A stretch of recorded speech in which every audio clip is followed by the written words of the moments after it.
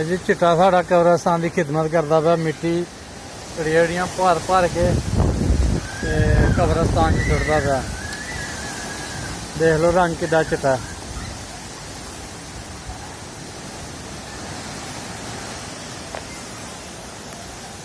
तूफान है पूरा जी, तूफान।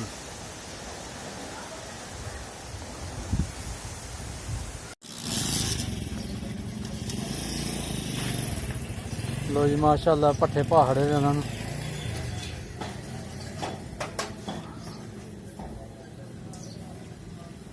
जानवरों का शौक।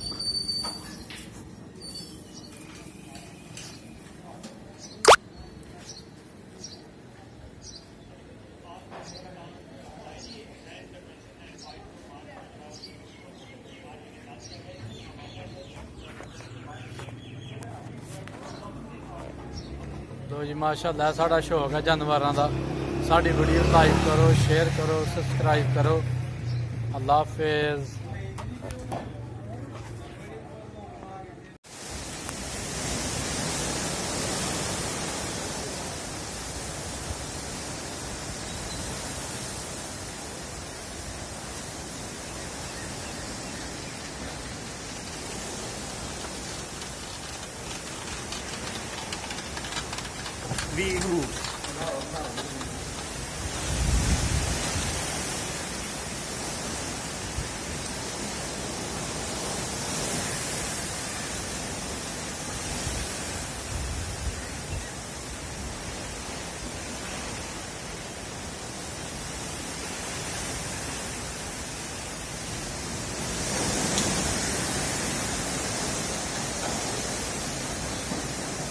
या अल्लाह का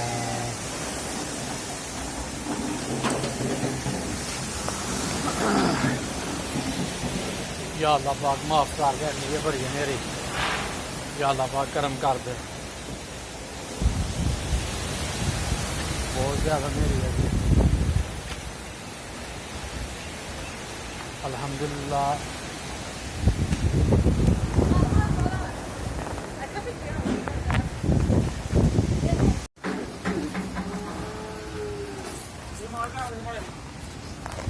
अल्हम्दुलिल्लाह असर की नमाज पढ़ के हूँ असी अपनी दुकान पर जा रहे हैं। तो चिट्टे साहब होर ने सारी कब्रिस्तान मिट्टी पा रही है माशाअल्लाह। नाल मोटे ने नाल चिट्टे ने। हवा बड़ी तेज़ है, पूरा तूफान है।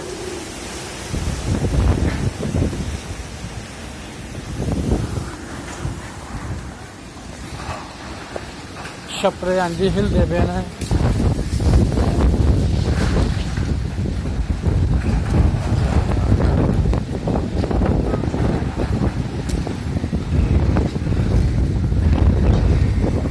इंज लगे कि जिमें उजड़ नहीं गया।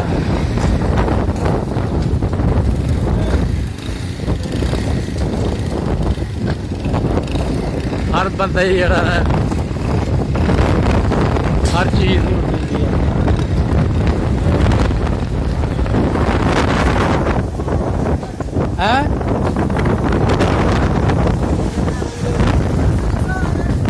उड़ा मेरा तो नहीं उड़ गया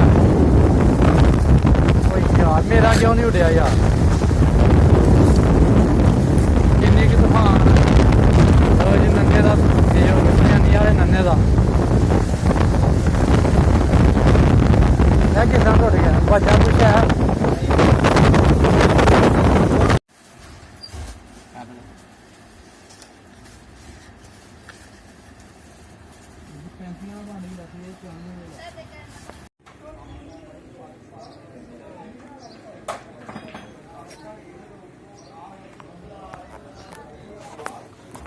अस्सलाम वालेकुम। और सब भाई खैरियत से हैं माशाल्लाह ही माशाल्लाह।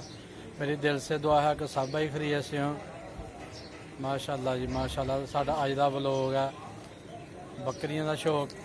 ते अज जड़ियां बड़ी काफ़ी सारी जड़ियां नेरी चली है। ते इंशाल्लाह तुहानू वखाने किन्नी तूफानी नेरी सी। ते साडा शौक सिर्फ बकरियां दा। ते एक रानी रखी दी असी। ਰਾਣੀ ਵੀ ਬਹਾਨੇ ਆ।